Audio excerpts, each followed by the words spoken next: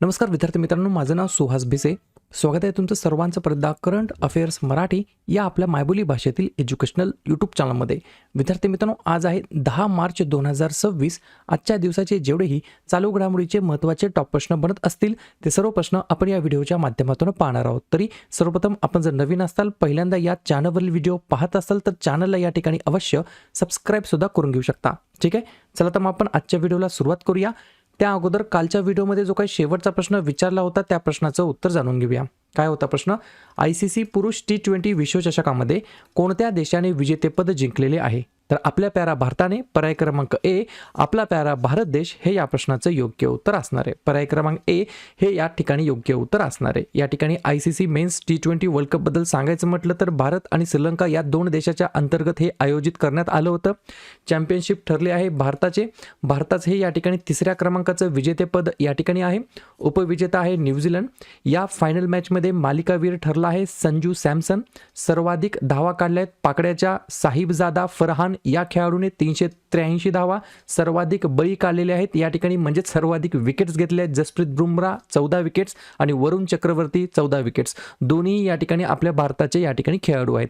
या गोष्टी तुम्हाला लक्षात ठेवायच्या आहेत. सिंपल गोष्ट आहे. विजेता कोण ठरलेला आहे? भारत. उपविजेता न्यूझीलंड. मालिकावीर संजू सॅमसन. बरोबर, या गोष्टी तुम्हाला लक्षात ठेवायच्या आहेत. ठीक आहे, आता पाहूया विद्यार्थी मित्रांनो प्रश्न क्रमांक पहिला.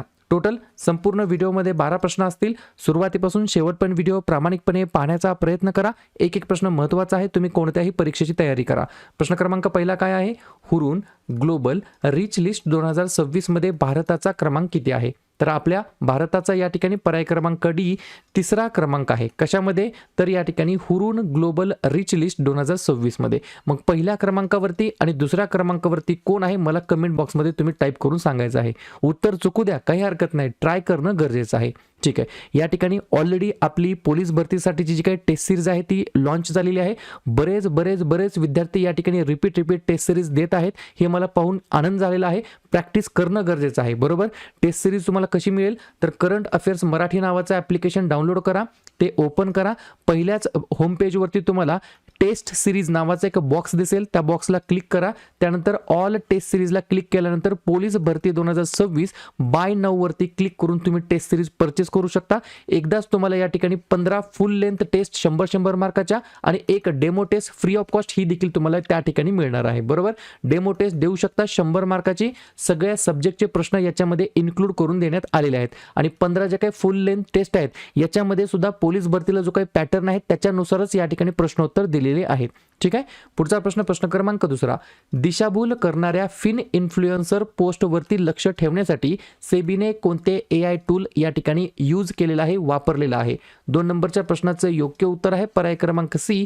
सुदर्शन नावाचं AI टूल या ठिकाणी वापरत आहे सेबी. कशासाठी? याच्या मागचा उद्देश काय? तर लिहून घ्या. डिजिटल प्लॅटफॉर्मवर नोंदणीकृत नसलेला गुंतवणूक सल्ला, खोटे दावे आणि बेकायदेशीर सल्लागार क्रियाकलाप शोधणे आणि त्यांच्यावरती कारवाई करणे. बरोबर, त्यांच्यावरती लक्ष ठेवणे. या ठिकाणी अशा प्रकारच्या दिशाभूल करणाऱ्या फिन इन्फ्लुएन्सवरती पोस्टरवर लक्ष ठेवण्यासाठी सेबीने सुदर्शन नावाचं AI टूल या ठिकाणी वापरात आणलेलं आहे. ठीक आहे, कोणी? सेबीने. सेबी SEBI फुल फॉर्म काय? Securities and exchange board of India. भारतीय सुरक्षा आणि विनिमय मंडळ मराठीमध्ये म्हणता येईल. स्थापना झाली 12 एप्रिल 1988 ला. अध्यक्ष आहेत तुहीन कांता पांडे. मुख्यालय आहे मुंबई या ठिकाणी. पुढचा प्रश्न क्रमांक तिसरा. लडाखचे नवीन उपराज्यपाल म्हणून कोणाची नियुक्ती करण्यात आलेली आहे? 3 नंबरच्या प्रश्नाचं योग्य उत्तर आहे पर्याय क्रमांक बी.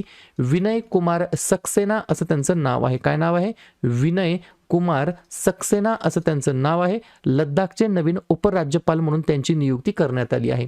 लडाख या केंद्रशासित प्रदेशाबद्दल बोलण्यात आलं तर लडाखबद्दल आपण लगेच रिव्हिजन टाकूया. तुम्हाला आठवते लडाख हा एक जम्मू आणि काश्मीर राज्याचा एक भाग होता. त्यानंतर काय झालं? ऑगस्ट 2019 मध्ये भारतीय संसदेने एक कायदा केला ज्याद्वारे 31 ऑक्टोबर 2019 ला लडाखला केंद्रशासित प्रदेशाचा दर्जा देण्यात आला. लडाखची राजधानी आहे लेह, कारगिल आणि गव्हर्नर आहेत विनय कुमार सक्सेना. अजून एक एक्स्ट्रा पॉइंट लिहून घ्या. लद्दाखने सिक्कीम राज्यासोबत सामंजस्य करार केलेला आहे. कशासाठी? तर सेंद्रिय राज्य बनवण्यासाठी. आणि सिक्कीम सोबतच का? तर सिक्कीम हे या ठिकाणी भारतातील पहिलं राज्य आहे 100% ऑर्गॅनिक फार्मिंग करणारं, 100% सेंद्रिय शेती करणारं या ठिकाणी सिक्कीम भारतातील पहिलं राज्य बनलेलं आहे. या एक्स्ट्रा गोष्टी तुम्हाला लक्षात ठेवायच्या आहेत. पुढचा प्रश्न क्रमांक 4, DGCI म्हणजेच काय? Drug controller general of India म्हणून कोणत्या व्यक्तीला 1 वर्षाची मुदत वाढ या ठिकाणी देण्यात आलेली आहे. म्हणजे त्यांचं जे काही काम होतं त्यांना या ठिकाणी 1 वर्षाचं एक्सटेन्शन देण्यात आलेलं आहे. 4थ्या नंबरच्या प्रश्नाचं योग्य उत्तर आहे पर्याय क्रमांक ए, डॉक्टर राजीव सिंग रघुवंशी असं त्यांचं नाव आहे. काय नाव आहे? डॉक्टर राजीव सिंग रघुवंशी असं त्यांचं नाव आहे. Drug controller general of India त्यांचा जे काही कार्यकाळ होता त्याला या ठिकाणी 1 वर्षाचं या ठिकाणी मुदतवाढ देण्यात आलेली आहे. तर drug controller general of India कोण आहे? डॉक्टर राजीव सिंग रघुवंशी. या ठिकाणी प्रश्न आहे एखाद्या नियुक्तीबद्दल त्यांना एक्सटेन्शन देण्यात आलेल्याबद्दल.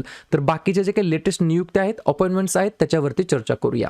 BWF ॲथलेटिक्स कमिशनच्या अध्यक्षपदी PV सिंधू, त्यानंतर महाराष्ट्र लोकसेवा आयोगाच्या अध्यक्षपदी विवेक भीमनवार, MPSCचे नवीन सचिव महेंद्र हरपाळकर, राष्ट्रीय तपास यंत्रणेचे महासंचालक राकेश अग्रवाल, इंदिरा गांधी अणु संशोधन केंद्राचे नवीन संचालक श्रीकुमार जी पिल्लई, BROचे 29वे महासंचालक हरपाल सिंग, अणु ऊर्जा नियामक मंडळाचे अध्यक्ष AK बालसुब्रमण्यम, CRPFचे नवीन DIG बनले तर रविशंकर छबी, लोकसभा विशेषाधिकार समितीचे अध्यक्ष रवी शंकर प्रसाद आणि drug controller general of India आहेत डॉक्टर राजीव सिंग रघुवंशी. पुढचा प्रश्न क्रमांक 5, कोणत्या राज्य सरकारने मी हेल्थ नावाचं मोबाईल ॲप्लिकेशन सुरू केलेलं आहे? 5व्या नंबरच्या प्रश्नाचं योग्य उत्तर आहे पर्याय क्रमांक डी, केरळ हे या प्रश्नाचं योग्य उत्तर असणार आहे. लक्षात घ्या, केरळ या राज्य सरकारने मी हेल्थ नावाचं मोबाईल ॲप्लिकेशन सुरू केलेलं आहे. मी हेल्थ हे मोबाईल ॲप्लिकेशन जवळच्या सरकारी आरोग्य सुविधा, डॉक्टरांच्या नियुक्त्या, प्रयोगशाळेच्या चाचण्या आणि रुग्णालय सेवांबद्दल माहिती प्रदान करतं. तर अशा प्रकारचं हे या ठिकाणी केरळ राज्य सरकारने मी हेल्थ नावाचं मोबाईल ॲप्लिकेशन सुरू केलेलं आहे. पुढचा प्रश्न क्रमांक 6, पश्चिम बंगालचे नवीन राज्यपाल म्हणून कोणाची नियुक्ती करण्यात आलेली आहे? आपण काल परवाच पाहिलं होतं CV आनंदा बोस नावाचे जे काही राज्यपाल होते त्यांनी या ठिकाणी रेझिग्नेशन दिलेलं होतं, राजीनामा दिलेला होता. तर त्यांच्या जागी या ठिकाणी आता पर्याय क्रमांक C, RN रवी यांना या ठिकाणी काय करण्यात आलं आहे? विद्यार्थी मित्रांनो, पश्चिम बंगालचे नवीन गव्हर्नर म्हणून, राज्यपाल म्हणून त्यांची निवड या ठिकाणी करण्यात आली आहे. तुम्हाला आठवते मागच्या 2-4 दिवसामध्ये आपले जे काही 15वे राष्ट्रपती आहेत द्रौपदी मुर्मू यांनी बऱ्याच राज्यांचे जे काही राज्यपाल आहेत त्यांना शफल केलेलं आहे. म्हणजे इकडले राज्यपाल तिकडे, तिकडले राज्यपाल तिकडे, बरोबर? तर लिहून घ्या, RN रवी आहेत पश्चिम बंगालचे राज्यपाल. आता शिवप्रताप शुक्ला यांना तेलंगणाचे राज्यपाल बनवण्यात आलं, जिष्णुदेव वर्मा यांना महाराष्ट्राचे राज्यपाल बनवण्यात आलं, नंदकिशोर यादव यांना नागालँडचे राज्यपाल करण्यात आलं, सय्यद अता हसनैन यांना बिहारचे राज्यपाल बनवण्यात आलं, कविंदर गुप्ता यांना हिमाचल प्रदेशाचे राज्यपाल बनवण्यात आलं, केरळचे जे काही राज्यपाल आहेत राजेंद्र विश्वनाथ आर्लेकर यांना तमिळनाडू राज्याचा गव्हर्नर पदाचा अतिरिक्त कार्यभार देण्यात आला, विनय कुमार सक्सेना यांना लद्दाखच्या राज्यपालपदी या ठिकाणी नियुक्त करण्यात आलं, तर तरनजीत सिंग संधू हे यांना दिल्लीच्या या ठिकाणी लेफ्टनंट गव्हर्नरपदी नियुक्त करण्यात आलेलं आहे. या गोष्टी लेटेस्ट आहेत, महत्त्वाच्या आहेत. सेपरेट अपॉइंटमेंट्स नियुक्त्यावरती जर व्हिडिओ पाहिजे असेल तर मला लगेच कमेंट करून सांगा, आपण उद्या याच्यावरती एक व्हिडिओ तयार करून अपलोड करूया.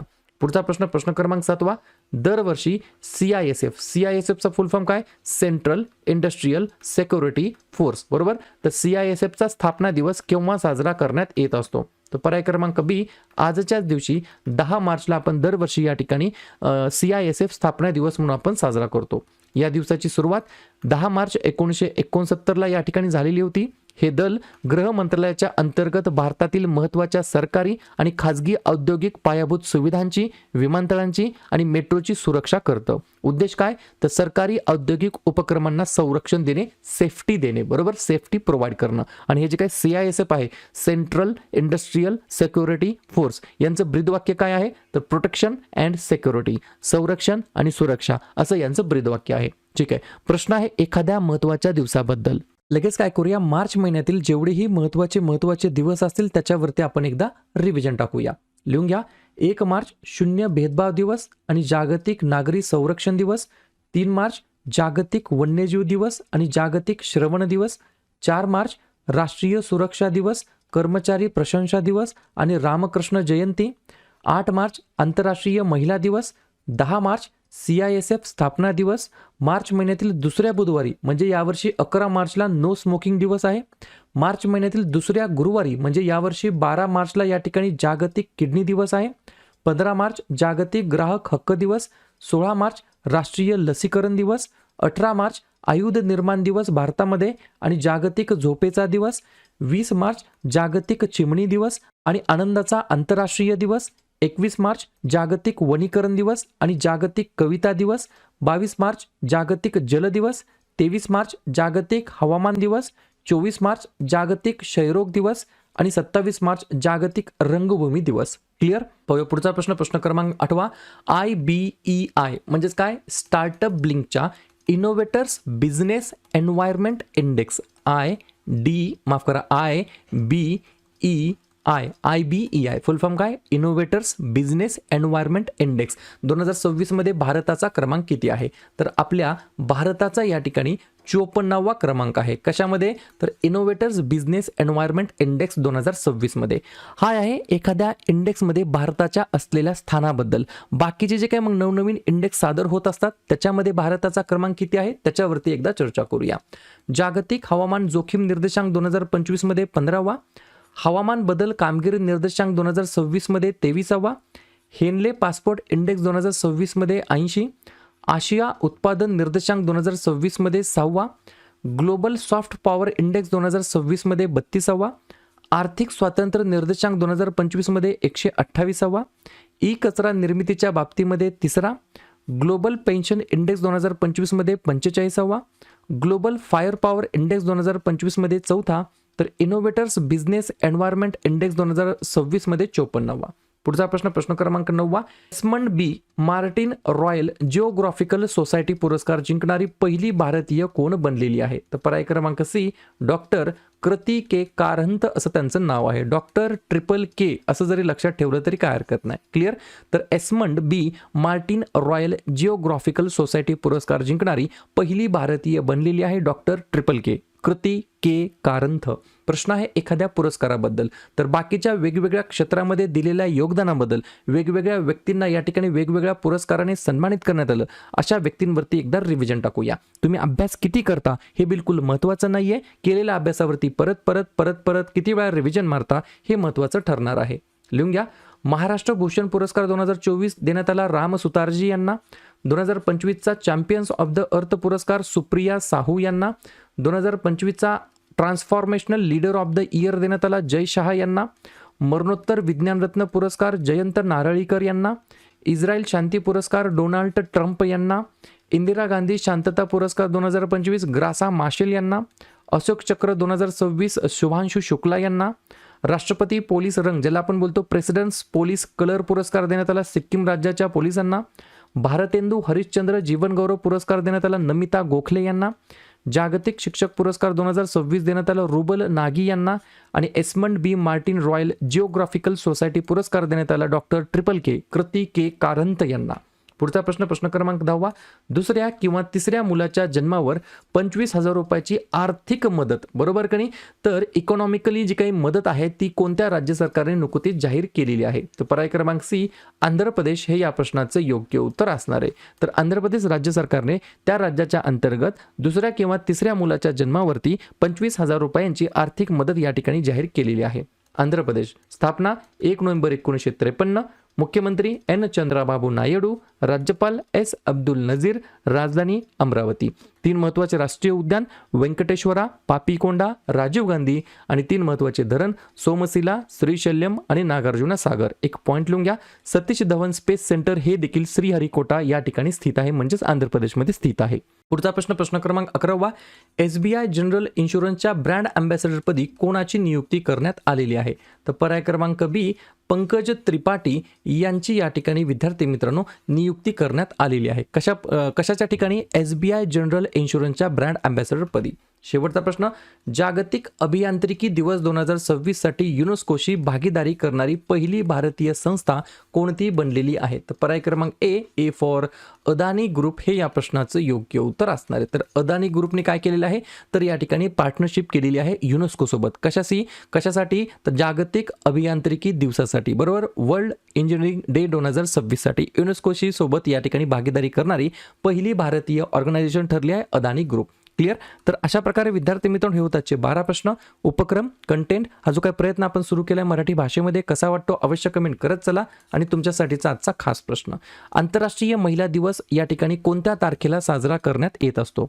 5 मार्च, 8 मार्च, 10 मार्च की 12 मार्च? तर ज्या पण विद्यार्थ्यांनी या प्रश्नाचं योग्य उत्तर येत असेल त्या प्रश्नाचं उत्तर तुम्ही कमेंट बॉक्समध्ये देण्याचा प्रयत्न करा. प्रश्नाचं उत्तर चुकू द्या, बरोबर येऊ द्या, काहीच हरकत नाही. ट्राय करणं, प्रयत्न करणं हे सर्वात जास्त महत्त्वाचं आहे. आणि दुसऱ्या दिवशी येऊन आपण दिलेल्या प्रश्नाचं उत्तर बरोबर आले की चुकलं, दुसऱ्या दिवशी येऊन नेहमी चेक करणं, अभ्यासामध्ये कन्सिस्टन्सी मेंटेन ठेवणं हे सगळ्यात जास्त महत्त्वाचं ठरणार आहे.